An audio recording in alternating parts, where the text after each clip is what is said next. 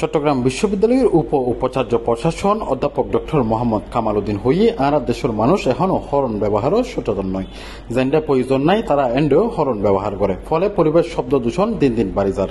November 2 তারিখ রবিবার ফজরত চট্টগ্রাম বিশ্ববিদ্যালয় শব্দ দূষণ মুক্ত ক্যাম্পাস গড়ার দাবিতে আয়োজিত নো হর্ন মানববন্ধনত প্রধান অতিথির বক্তব্যে তিনি এই সব মন্তব্য করেন। আমাদের দেশের মানুষ সচেতন নয়, বিশেষ করে ড্রাইভার এবং যারা আমরা যাত্রী তারা, কারণ প্রয়োজনে অপ্রয়োজনে হর্ন দেয়া আমার কাছে যেটা মনে হচ্ছে যে আমাদের যারা গাড়ি চালায় তারা গাড়ি চালা শেখার পূর্বে কিন্তু হর্ন দেয়া শিখে, কারণ হর্নটা মনে করে যে গাড়ি চালানোর একটা অন্যতম ইয়ে। এটির মাধ্যমে পরিবেশ দূষণ হয়, একটা ক্যাওয়াস তৈরি হয় এবং বিশ্ববিদ্যালয়ে একটা হেফাজত ব্যবস্থা তৈরি হয়।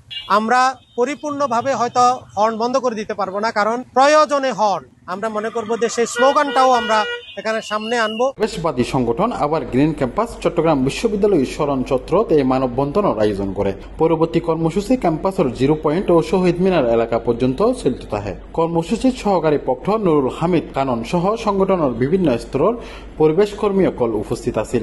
আওয়ার গ্রিন ক্যাম্পাস অর্গানাইজেশনটি তৈরি হওয়ার পর থেকে তারা কিছু চমকপ্রদ কাজ করে যাচ্ছে। পর্যায়ক্রমে বিশ্ববিদ্যালয় প্রশাসনের ভালো কাজগুলোতে তারা ভূমিকা পালন করছে এবং সহযাত্রী হিসেবে কাজ করছে। অন্যদিকে শিক্ষার্থীদেরকে পরিবেশ সচেতন করার জন্য গ্রিন এডুকেশনের বিভিন্ন অনুষঙ্গগুলো নিয়ে তারা কাজ করছে। তার ধারাবাহিকতায় আজকে তারা নো হর্ন কর্মসূচি পালন করছে।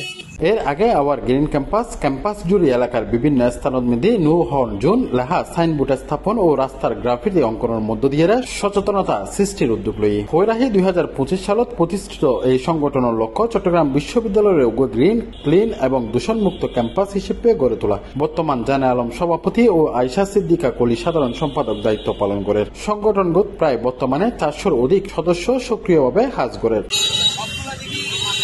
C+ TV Chittagong.